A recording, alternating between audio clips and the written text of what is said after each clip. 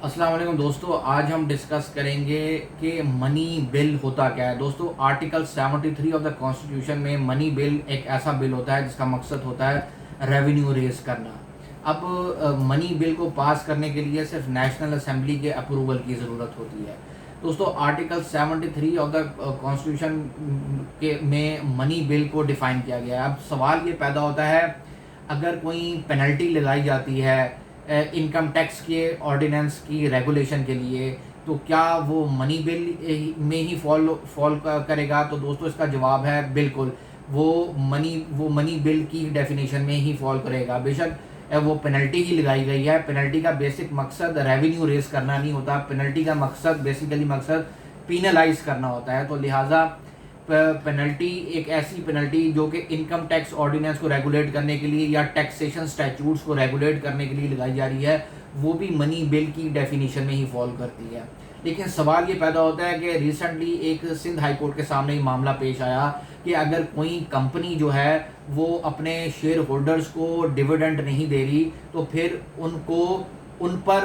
उनको फिर ज़्यादा टैक्स देना पड़ेगा। अब सवाल ये पैदा होता है, क्या ये मनी बिल की डेफिनेशन में आता है कि नहीं आता? दोस्तों, सिंध हाई कोर्ट का ये रिपोर्टेड फैसला है 2021 Pakistan tax digest page number 971, जिसमें ये कहा गया है कि ये जो पेनल्टी लगाई गई थी, इसका बेसिकली मकसद टैक्स रेवेन्यू इकट्ठा करना नहीं था, बल्कि इस पेनल्टी का बेसिकली मकसद किसी इनकम टैक्स ऑर्डिनेंस को या किसी टैक्स स्टैट्यूट को भी रेगुलेट करना नहीं था।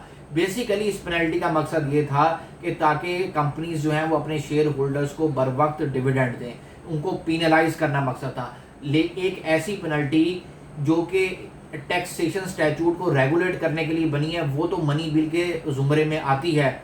लेकिन एक ऐसी पेनल्टी जो कि टैक्स की सूरत में आयद की गई है ताकि कंपनीज जो हैं वो डिविडेंड पे करें, या जो कि टैक्सेशन स्टैट्यूट को रेगुलेट करने के ज़ुमरे में नहीं आती, लेकिन सिर्फ वो पेनल्टी है, तो वो मनी बिल की डेफिनेशन में नहीं आएगी। दोस्तों, ये लैंडमार्क जजमेंट्स हैं 2021 Pakistan tax digest page number 971, 2017 Pakistan tax digest page number 2050, 2017 PLD supreme court page number 28।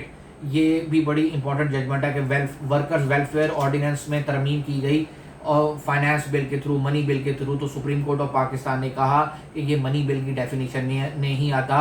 वो जो फंड एक्यूमुलेट किया जा रहा है, उसका मकसद रेवेन्यू रेज करना नहीं है, बल्कि वर्कर्स की वेलफेयर के लिए फंड वो इकट्ठा किया जा रहा है। वर्कर्स वेलफेयर ऑर्डिनेंस जो है वो मनी बिल की डेफिनेशन में नहीं आता। और एक आखिरी जजमेंट है 2020 Pakistan tax digest page number 1407। ये जजमेंट्स आप पढ़ेंगे तो आपको मालूम होगा कि मनी बिल की असल में डेफिनेशन क्या है। आपका मनी बिल के हवाले से जो कॉन्सेप्ट है वो और क्लियर होगा। मनी बिल एक ऐसा बिल होता है जिसका मकसद है रेवेन्यू रेज करना। अगर टैक्सेशन स्टैट्यूट्स की रेगुलेशन के लिए पेनल्टी लगाई जा रही है, वो भी मनी बिल की ही डेफिनेशन में आ रहा है। लेकिन एक ऐसा टैक्स जो पेनल्टी आयद किया जा रहा है, किसी शख्स को कोई काम को किसी काम करने के लिए किसी शख्स को मजबूर किया जा रहा है, कोई ऐसी पेनल्टी लगाई जा रही है, बेशक वो उसका नाम टैक्स ही दिया गया है, तो वो मनी बिल की डेफिनेशन में नहीं आएगा। शुक्रिया।